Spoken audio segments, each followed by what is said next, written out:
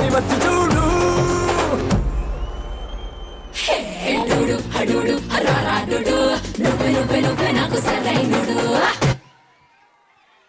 Sir మామూలుగా బన్నీతో మీ movie అనగానే ఇందాక అల్లు అరవింద్ గారు చెప్పారు. సో అలాగే మేము కూడా స్టైలిష్ స్టార్ని ఇంత మాస్గా ఎలా చూపిస్తారా అనుకున్నాము. ఫస్ట్ ఒక లుక్ రిలీజ్ చేశారు, తర్వాత white and white look release చేశారు. ఇక సినిమా చూస్తే ఏబిసి సెంటర్స్ ముగ్గురిని అలా కూర్చోబెట్టేశారు. And it's blockbuster today. Congratulations. Thank you. అందరికీ నమస్కారం అండి. ముందుగా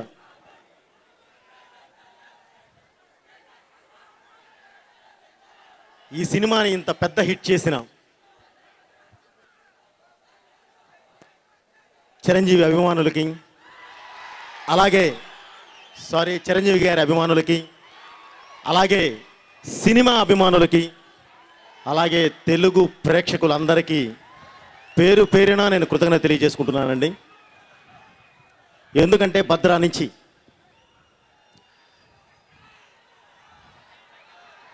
అలాగే ముందుగా ఈ విజయవాడ ప్రేక్షకులకి, తెలుగు ప్రేక్షకులకి అందరికీ ప్రత్యేకంగా నా కృతజ్ఞత తెలియజేస్తున్నానండి. ఎందుకంటే నాది పక్కన పెదకాకాని, గుంటూరు జిల్లా పెదకాకానే నాది. ఈ విజయవాడతో నాకు యాక్చువల్లీ చాలా ఎక్కువ అనుబంధం ఉందండి. ఎందుకంటే ఇక్కడ చాలా నాకు ఎక్కువ రిలేషన్స్ ఉన్నాయండి, బంధువర్గం ఉన్నారు. అలాగే నాకు చిరంజీవి గారి అభిమానులు, నా బెస్ట్ ఫ్రెండ్స్ ఉన్నారు. ఎప్పుడు ఇక్కడికి మామూలుగా అంటే పెదకాకా నుంచి ఇక్కడికి రావడానికి, బైక్ మీద రావడానికి మాకు 15 నుంచి 20 నిమిషాలు పట్టేది కదా. ఆ రోజుల్లో బైకులు తప్పేమి లేవు. సో వేసుకుని వచ్చి ఈ రోడ్స్ పక్కన కూర్చొని, ఈ మన 3 రోడ్లు, ఈ రోడ్స్ పక్కన కూర్చొని సరదాగా ఫ్రెండ్స్తో గడిపెళ్ళిన రోజులు ఉన్నాయండి. సో ఈరోజు విజయవాడలో దిగిన తర్వాత నిజంగా ఆ జ్ఞాపకాలు మళ్ళీ ఇదే చాలా హ్యాపీగా ఫీల్ అయ్యాను. ఎందుకంటే ఆ ఫ్రెండ్స్ అంతా చాలా ఎక్కువ మంది వచ్చున్నారు ఇక్కడికి. వాళ్ళందరినీ చూసి మాట్లాడే టైం కూడా పాపం అంటే ఇక్కడికి రావడానికి, మిమ్మల్ని కలుసుకోవడానికి వాళ్ళతో ఎక్కువ స్పెండ్ చేయలేకపోయాను. ముందుగా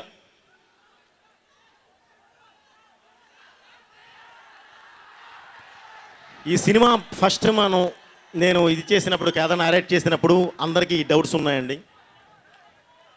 మామూలుగా ఒక ప్లాట్ఫామ్ నుంచి ఒక కలర్ నుంచి బోయపాటి గారు వస్తున్నారు, ఒక కలర్ నుంచి బన్నీ బాబు వస్తున్నాడు, ఏంటి వాట్ ఇస్ వాట్ అని ఇప్పుడే ఆ అమ్మాయి యాంకర్ కూడా అడిగింది. ఒక్కటి మాత్రం వాస్తవం అండి, నా చేతిలో ఉన్న మెటీరియల్ని బట్టే నేను ఏదైనా తయారు చేస్తాను. ఒక అద్భుతమైన మెటీరియల్ బన్నీ బాబు. తను దొరికినప్పుడు తనని ఎలా చేయాలి, ఏంటి వాట్ ఇస్ వాట్ అనేది ఒక ఐడియా లేకుండా నేను ఇంత డైరెక్టర్నే కాను, ఒక 5 సినిమాల హిస్టరీ వెనకాల పెట్టుకోను. సో అవన్నీ ఉండి పర్ఫెక్ట్గా నేరేట్ చేస్తే యాజ్ ఇట్ ఈజ్.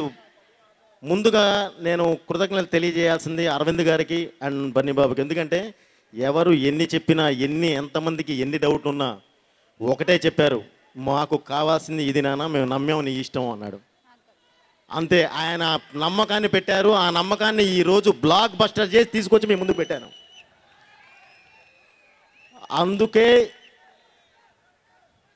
ఈరోజు మీ ముందుకు రావడం కూడా జరిగింది. ఎందుకంటే ఒక సినిమా, మంచి సినిమాని, మనిషిని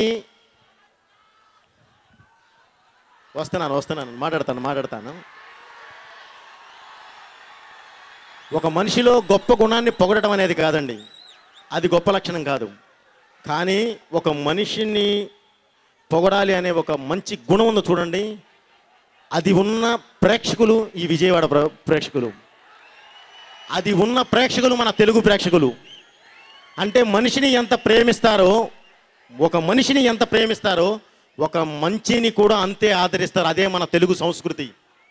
అలాంటి ఒక మంచి సినిమాని తీసుకొచ్చి మీ ముందు పెడితే ఈరోజు నెత్తి మీద పెట్టుకొని చేశారు. అంటే 100 crores గ్రాస్ దాటి వెళ్ళిపోయి ఇంకా రికార్డ్స్కి ముందుకు వెళుతుంది అని అంటే అదంతటికీ కారణం మీ అభిమానమే.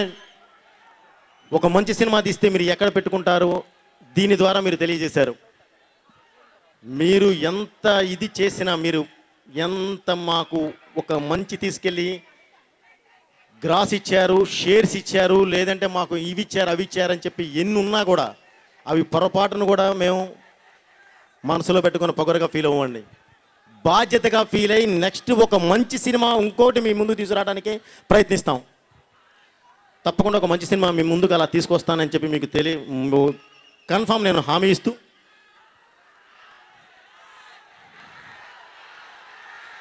తప్పకుండా అండి, తప్పకుండా.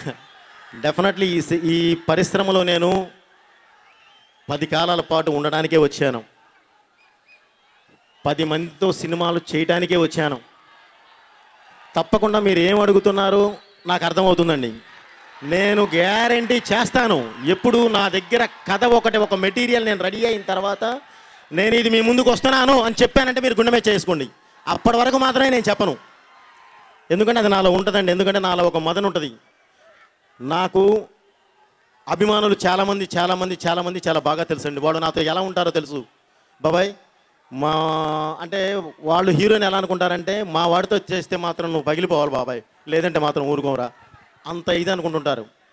సో వాళ్ళు అంత అభిమానంతో వాళ్ళ హీరోని మా వాడు అన్నారంటే కుటుంబ సభ్యుల్లా ఫీల్ అవుతున్నారు. వాళ్ళని ఎలా చూపించాలి? మేము ఒక అద్భుతమైన స్థాయిలో చూపించాలి అంటే ఒక అద్భుతమైన కథ కావాలి. కథ రెడీ అయిన నెక్స్ట్ మినిట్ మీ ముందుకు అనౌన్స్కి వస్తాం. ఇది క్లియర్. అలాగే ఈ సినిమాకి పనిచేసిన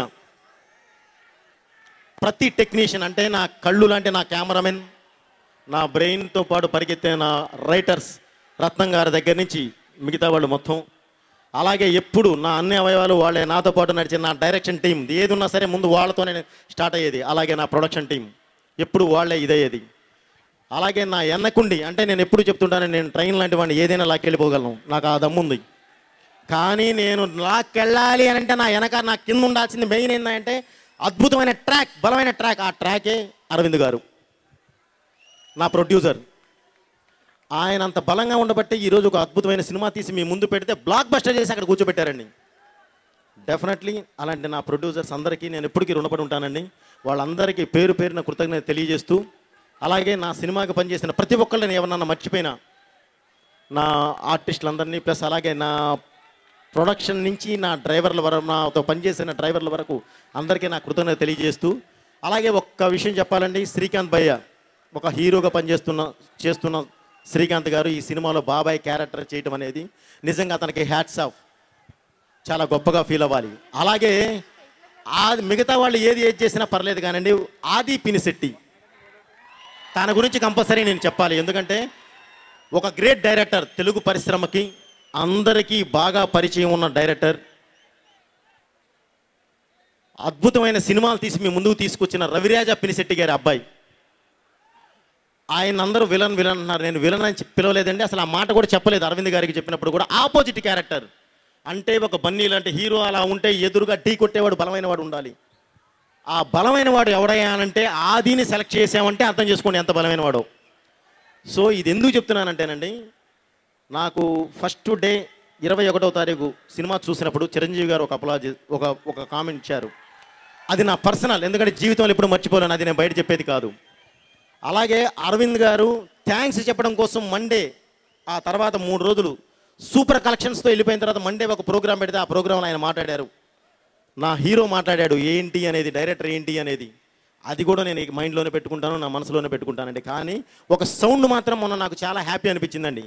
అదేంటి అంటే రవిరాజ పినిశెట్టి గారు ఫోన్ చేశారు. అమ్మ నా కొడుకు, నా ఆది కొడుకు అంటే బూతు కాదండి, మై సన్ నా 4 సినిమాలు తమిళ్లో చేశాడు. నాకు ఇంత అప్లాజ్ ఏ రోజు రాలేదమ్మా. ఎంత ఆనందంగా ఫీల్ అవుతున్నా అంటే ఒక ఆపోజిట్ క్యారెక్టర్ చేస్తే తెలుగు ప్రజలు నెత్తి మీద పెట్టుకొని ఈరోజు నా కొడుకు గురించి మాట్లాడుతుంటే గర్వంగా ఫీల్ అయ్యాను అని చెప్పారు. నిజంగా నేను చాలా హ్యాపీ ఫీల్ అయ్యాను. ఎందుకంటే ఆయనలోంచి వచ్చిన సౌండ్ నన్ను చాలా హ్యాపీగా ఫీల్ చేసింది. ఎందుకంటే నేను ఒక డైరెక్టర్ని, చాలా చిన్నవాడిని, ఇప్పుడే వస్తున్నానండి. కానీ ఆయన అన్నీ ఎంతో చూసి హైట్స్ చూసి ఈరోజు ప్రశాంతంగా రెస్ట్ తీసుకుంటున్న వ్యక్తి. ఆయన నుంచి వచ్చిన హ్యాపీ సౌండ్ నిజంగా నేను చాలా హ్యాపీ ఫీల్ అయ్యానండి. సో ఈ సినిమా చేసినందుకు, మా రెస్పెక్ట్ ఇచ్చి చేసినందుకు ఆది గారు థ్యాంక్ యూ సార్. అలాగే మిగతా మన ప్రభాకర్ అండ్ మన సమీర్ భయ్య మొత్తం అందరికి కూడా పేరు పేరున ఇచ్చేస్తూ ప్రత్యేకంగా చెప్పాల్సింది ఒకటి, రకుల్ ప్రీత్ సింగ్ అండ్ క్యాథరిన్. వాళ్ళు ఈ సినిమాకి ఎంత కష్టపడ్డారయ్యా అంటే స్క్రీన్ మీద ఎంత కష్టపడ్డారు అనేది మీకు అవుట్పుట్ చూస్తే తెలుస్తుందండి. కానీ ఒక సినిమా రిలీజ్ చేసిన తరువాత ఆ సినిమాకి కావాల్సిన పబ్లిసిటీ కోసం వాళ్ళున్న షూటింగ్స్ కూడా వదులుకొని ఇప్పటి వరకు వాళ్ళు టీవీలు, రేడియోలు పబ్లిసిటీ కోసం మాతో పాటు తిరుగుతున్నారండి. సో వాళ్ళని ప్రతి ఒక్కళ్ళు అప్రిషియేట్ చేయాలి.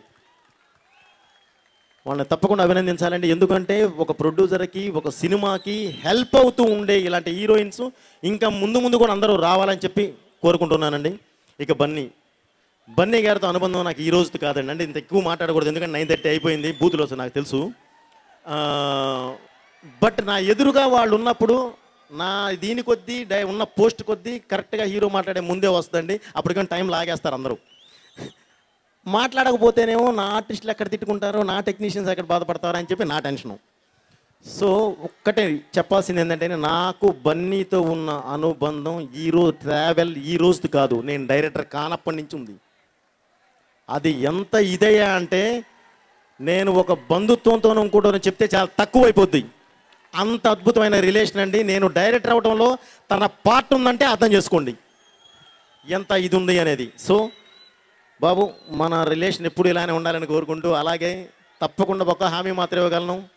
ఇప్పుడు బ్లాక్ బస్టర్ సరైనోడు చూశారు, ముందు చేయబోయేది ఏదైనా సరే మీరు గుండెల మీద చేసుకొని చూడండి. అలాగే ఇంకొకటి కూడా చెప్తున్నానండి, మీరు ఇచ్చిన ఈ ప్రోత్సాహం డెఫినెట్లీ అభినందనగానే తీసుకుంటాను. ఇలా విని గుండెల్లో దాచుకుంటానే తప్ప అది గర్వంగా అనుకోగాను ఫీల్ అవ్వకుండా. మీ రుణం ఎలా తీర్చుకుంటామంటే ఇక ముందు మంచి సినిమాలు తీసుకొచ్చి తీర్చుకుంటాను తప్పకుండా. ఈ పరిశ్రమలో అందరూ బాగుండాలి, అన్ని సినిమాలు బాగుండాలి. ఆ సినిమాలతో పాటు మన సినిమా బాగుండాలి, ముందు ఉండాలని కోరుకుంటున్నాను. అందరూ బాగుండాలి, మనం బాగుండాలి. Thank you me Boyapati Srinu. Thank you sir. Sir please మీరు ఇక్కడే వేదిక మీద ఉండాలి. మన ఆర్టిస్టులు అందరినీ కూడా స్టేజ్ మీదకి